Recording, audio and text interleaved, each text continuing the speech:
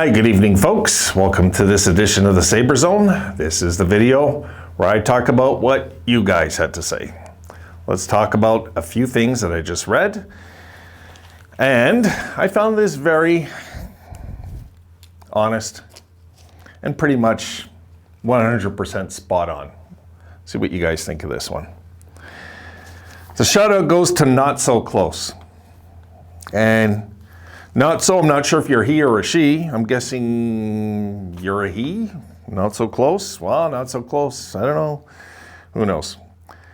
Anyway, Not So Close goes on to say, we not only need a leader to take responsibility, but we also need an organization who is not willing to cater to one individual.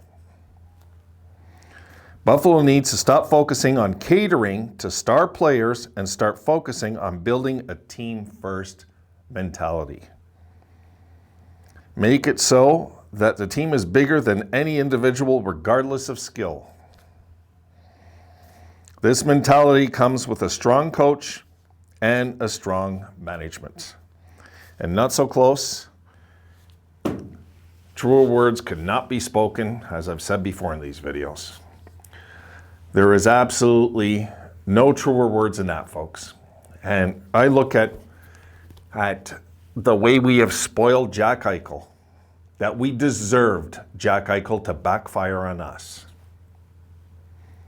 And that's the truth. That's the God-given truth in my books. Because I'll tell you what, if we're going to sit there spoiling players, we're not teaching them how to fight in the trenches. We're not teaching them about the dark days ahead in a Game 7 in a playoffs and we're down 2-0 with 8 minutes left. With a team that has no desire to quit, just to come back somehow. He's going to be pouting that we're losing instead of fighting to win. And these are the things that I don't want to see in the Sabres eventually.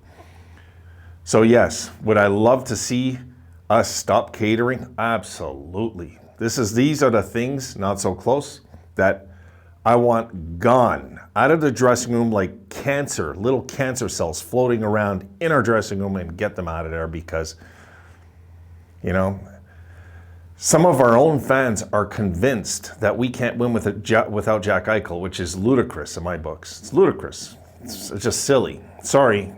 Go to the pharmacy and get some secure pills for the people that believe that, because it's just not the truth. The truth is that this franchise, as a whole, as a unit, is suffering internally. And yes, that starts at the top, like Not So Close said in that statement. It starts and it does trickle all the way down. But the thing is, how healthy is your organization if you're going to play favorites with your players? Think about that for a second. You know? And I know the majority of you old-timer fans, we know, we've seen it. Did we do this crap with Gilbert Perreault? Did Gilbert Perreault have say, really, what's going to go on with management and who? I mean, if that's so, then why was Scotty Bowman able to walk right in 1979 and 1980 season, walk right in, take the keys to the house, say, okay, René Robert, he's out of here? How was that able to happen if Perreault had, you know, the power Eichel's been given? And yes, you see other channels talking about it, making fun of the Sabres, that he's like the assistant general manager. And you know what? They're right to say it. They are. And it's shameful on us that we allowed it to happen. I agree 1,000,000% with this comment. I'm telling you, it shook me up. It was like I wanted to come in here and make 10 videos. This is why your notes are important to me, folks. Because when I see a note like this, it just blows my mind. And it gets the creative juices flowing in my head, you know? And I just did a video about the Leafs choking up in Game 7, and I'm not going to pick on them. I'm going to point blank tell them. I mean, all these Leaf fans, you've seen how they came to my channel all hurt and, you know, upset. And like, I wasn't trying to take cheap shots at them. I believe that team's weak mentally come playoff time. I just do. So, just my opinion. That's all it is. If we're ever going to get into the playoffs and be a successful playoff team, we can't have spoiled brats. And I look at the Toronto Maple Leafs as one of those teams that might have a few spoiled brats. You seen how Mitch Marner was crying the other night in the penalty box? What is that? You're the one that flipped the puck over the, you know what I mean? You don't cry. You know, you grow up, you get out there, and you let your actions on the ice speak. And this is the kind of team that we're going to have. Jack's, I find his actions on the ice spoke volumes this year, didn't it?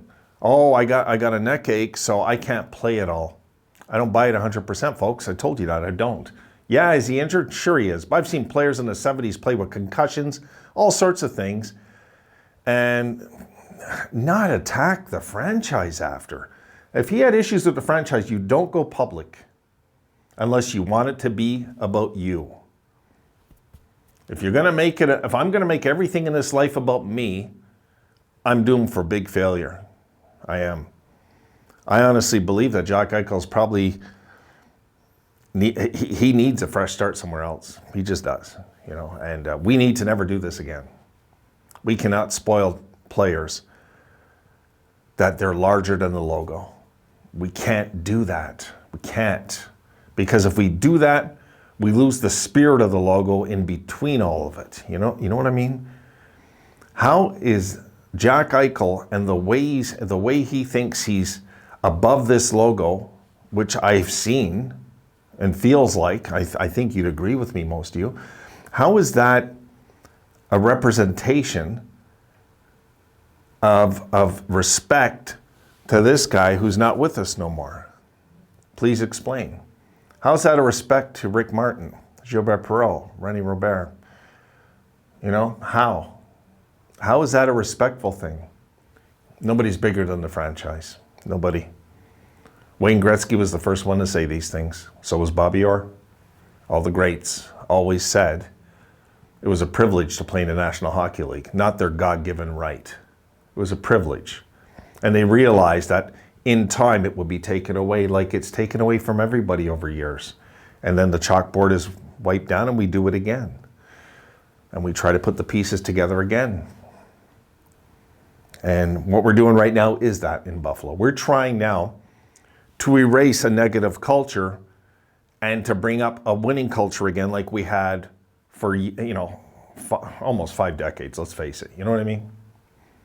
And if we can do that and get out of spoiling kids $10 million a year to not only not get in the playoffs, but to attack the organization, it felt like this year. It's like, come on. You go in the background, you talk things out. You say, okay, let's not let the media have a service. You know, that's the way to do something like that. You don't do that in the camera and use the media to your advantage. Sorry. No, I didn't like that. You know what? And sorry, I don't care. If you're injured, you discuss this with management, you take it one-on-one. And if you go like public like that, all you're doing is setting up a circus. Anyway, that's where I stand with that. I really thought this was a real powerful statement tonight, so I'm glad Not So Close threw that in there today and got me on. It came up with another video for a Sabres Zone. I needed to get videos out there tonight, so I'm trying to talk with you guys about these things. So let's see what we do in the offseason. Getting back to the Sabres again, let's see what we do in the offseason. Let's change the culture of this team. Let's change the attitude of this team, and let's change the approach, please. Please, please, please, let's change the approach. On that note, I'll see you later, folks. Have a good one.